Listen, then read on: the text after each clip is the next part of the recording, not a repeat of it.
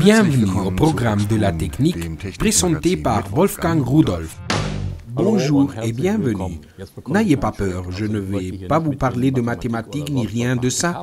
J'ai apporté des vieux livres et si je jette un œil sur ce que j'ai appris et sur ce que j'ai retenu, là, il y a des papiers. Non, on va en rester là.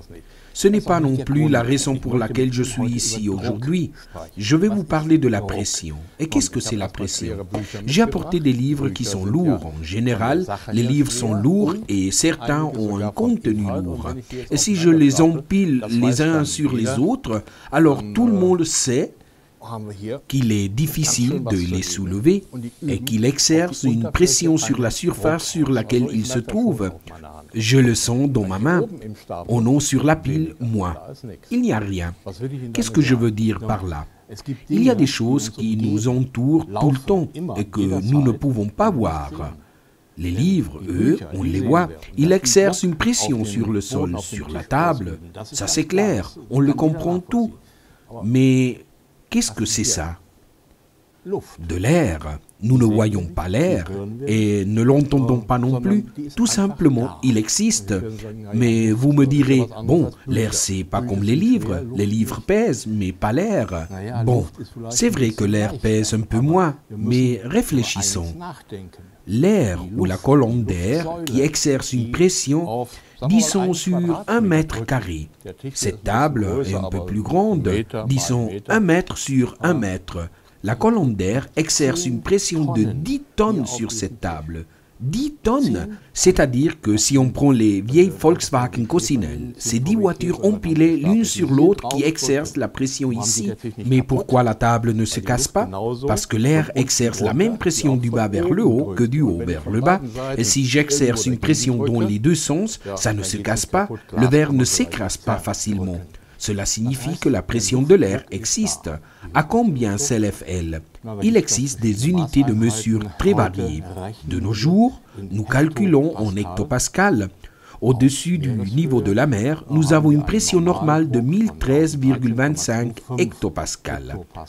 Avant, on calculait en colonne de millimètres de mercure, en tort, en atmosphère de surpression, en atmosphère absolue, etc. De nos jours, on continue à mesurer dans différentes unités, selon la région ou le pays, même en colonne d'eau. Vous vous souvenez, quand vous alliez chez le médecin et il vous contrôlait la tension, il utilisait un appareil avec du mercure qui faisait élever la colonne de mercure et cela mesurait la pression artérielle. Nous savons que le mercure est toxique et que de nos jours il est interdit, mais nous avons toujours eu besoin de mesurer notre pression. À la maison, il est important que le chauffage ait une pression adéquate, sinon il nous faudra le remplir d'eau pour que le récipient se comprime et que la pression puisse monter. Ou la roue du vélo, on la gonfle, on exerce une pression et on dit « c'est bon, c'est suffisant ». Mais c'est peut-être pas assez pour le copain qui pèse le double que moi, et on gonfle un peu plus. La roue de la voiture, là, c'est une autre histoire. Si elle n'a pas la pression adéquate, dans ce cas-là, nous aurons, regardez, là, on a la surface de la roue et la pression est trop élevée. On a une bosse, la roue n'adhère que sur la moitié de la surface et s'use à moitié. Et si la pression n'est pas assez élevée, les côtes s'usent. On dirait qu'ils sont pliés vers le bas. Vous pouvez penser, ils s'usent plus vite, mais la sécurité routière en sera très affectée, car il est nécessaire qu'elle adhère sur la route sur toute sa surface. Dans le cas contraire, nous perdrons de l'adhérence. Il est donc important ici de mesurer avec précision. Nous avons besoin de mesurer la pression de l'air, des gaz et même de l'eau dans de nombreux autres domaines. Comment faire? Quelle est son apparence? Quelles sont les plages de mesure? Et qu'est-ce que je peux mesurer avec?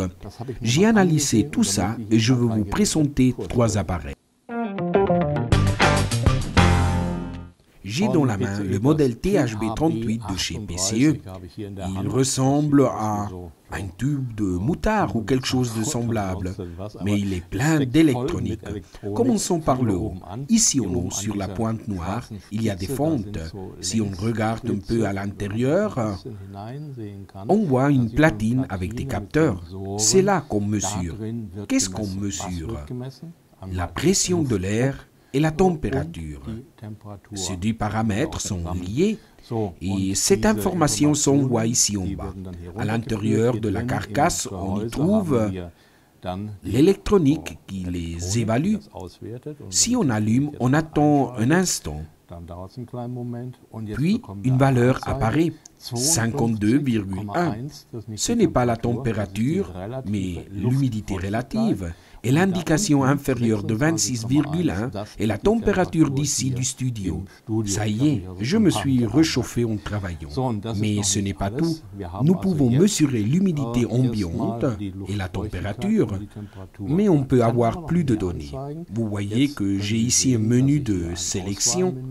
On sélectionne ici la pression barométrique. En ce moment, nous avons 990 hectopascales. En bas, on continue à avoir la température. Cette pression de l'air, eh bien, elle ne change pas facilement. Elle est relativement stable, bien qu'il y ait des valeurs maximales et minimales. Elle dépend aussi de la saison, mais l'influence est inférieure à la climatologie. Je continue. Ici, on peut voir la pression barométrique, l'humidité ambiante d'avant, le point de Rosset indiqué en bas, qui est un calcul. Maintenant, si je lâche, le point de Rosset apparaît et ainsi de suite. Il s'agit d'un petit appareil avec lequel vous pouvez en principe effectuer des mesures dans tous les domaines. C'est un dispositif que vous pouvez garder à la maison ou au travail pour déterminer la température ou la pression de l'air. C'est un appareil maniable, simple, petit et surtout précis. La résolution pour les trois magnitudes, c'est-à-dire la pression de l'air, la température et l'humidité ambiante, est de 0,1 pour chaque unité, c'est-à-dire 0,1 degré, 0,1 hectopascal et 0,1 d'humidité relative. Un dispositif maniable qui fonctionne avec 4 piles et que vous pourrez utiliser dans n'importe quel domaine. C'est quoi cette brique que j'ai dans les mains? Cette pièce est assez massive. C'est un capteur de pression. Si on regarde ici, on voit un écrou et là, un petit trou. Avec ça, on peut mesurer les pressions presque partout. Dans le secteur chimique, les traitements de plastique, dans tout système ou recherche, etc. Dans tous ces endroits-là, je peux utiliser des prises de pression comme celle-ci. Il existe différentes prises de pression. Celle-là, par exemple, est valable pour 100 bars. Bien, avec 100 bars, nous avons une pression significative. Le mesureur correspondant que j'ai ici est le PCE 932. Au fait, il est connecté à part en eau, c'est-à-dire vous pouvez le retirer et le remplacer. Vous pouvez mesurer jusqu'à 400 bars avec le capteur correspondant. Bien, la visualisation, c'est-à-dire l'écran, est très bien, très grand et très net. Vous pouvez déconnecter l'illumination de fond si nécessaire. Et je peux changer à différentes types d'unités très différentes. Je peux passer à bar et à colonne d'eau. Je peux passer à... Qu'est-ce que c'est ça? Je ne sais pas. Là, je passe à PSI. Je peux régler les unités que j'ai en international. J'ai à nouveau fait le réglage en hectopascal. C'est l'unité que nous connaissons et en plus, l'unité SI la plus courante. Si on regarde là-dessous, la manipulation est simple. Avec un clavier maniable, il n'y a pas grand-chose d'autre à dire. Bien sûr, je peux enregistrer les valeurs. Elles sont sauvegardées dans cette carte de mémoire qui est inclue et qui s'introduit là-dessous. La capacité de la carte peut atteindre un maximum de 16 GB. Ensuite, je peux extraire la carte de mémoire. Les données se gardent dans la carte sous un format de feuille de calcul XLS. On peut lire différents programmes, même programmes open source. Et vous obtenez ainsi des tableaux que vous pouvez visualiser graphiquement. J'ai ici une connexion pour l'adaptateur au secteur. À quoi elle sert? Eh bien, pour effectuer des mesures prolongées, je peux régler l'intervalle qui peut aller de 1 seconde à 9 heures moins 1 seconde. C'est l'intervalle maximum le plus long qu'on le puisse régler. Et là, j'ai une interface de série. Dans de nombreuses installations de mesure ou de recherche, on continue à utiliser les interfaces de série, ce qui veut dire qu'il est possible de transférer les données grâce à l'interface de série. On introduit ici la carte de mémoire qui est inclue dans la livraison. Si je l'introduis ici, vous aurez de l'autre côté une connexion USB pour la connecter à un PC. Je retire la carte d'ici, je l'introduis là, je connecte mon PC et je peux évaluer les valeurs enregistrées sur une feuille de calcul.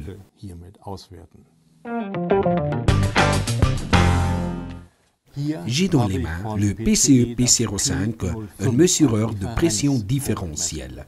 De pression différentielle, ou bien je peux mesurer la pression dans n'importe quel endroit au système, ainsi que la pression de l'air, ou je peux aussi mesurer la différence entre deux pressions. Et on peut faire ça, j'ai deux connexions auxquelles je peux connecter deux petits tubes, ce qui me permet de les connecter à un système. Les tubes, ils sont inclus. Selon ce que l'on veut faire, ils se connectent là au-dessus. Comme ça, bien. Le reste, vous pouvez l'imaginer. Quand on l'allume, vous pouvez être surpris. La rétroillumination de l'écran, qui est très grand, très illuminé, et à lecture facile, peut être activée. Je peux aussi sélectionner parmi 11 unités, c'est-à-dire PSI, ou millibar, ou hectopascal, ou quoi que ce soit. Tout cela peut être sélectionné ici. Je peux aussi activer l'enregistrement, c'est-à-dire que je peux sauvegarder dans l'appareil les données que j'enregistre. Il enregistre plus de 17 000 valeurs. Il est ensuite possible de transférer ces valeurs au PC grâce à l'interface USB incorporée, située sur ce côté, et le câble de connexion au PC. Un logiciel d'analyse est aussi inclus. Installez tout simplement le programme dans votre PC.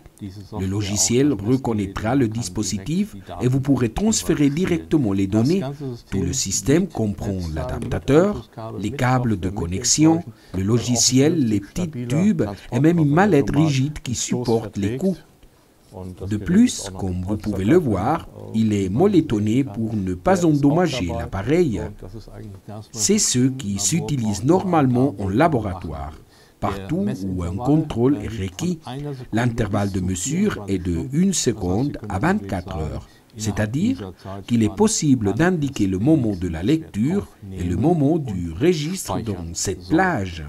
Bien, il s'agit donc d'un appareil robuste et universel pour enregistrer les pressions différentielles dans différents systèmes de gaz, des gaz non inflammables. Et là se termine notre petite excursion au pays des mesureurs de pression pour les gaz, y compris l'air et les liquides. Ils sont très importants dans la vie. Dans de nombreuses chaînes de production, nous devons mesurer la pression. Nous devons savoir quelle est la pression, si elle est suffisante ou trop élevée pour pouvoir prendre des mesures. De nombreux régulateurs dépendent de ces mesures et pour tout contrôle, nous avons besoin d'instruments de mesure. J'espère que cette présentation vous a plu. À bientôt.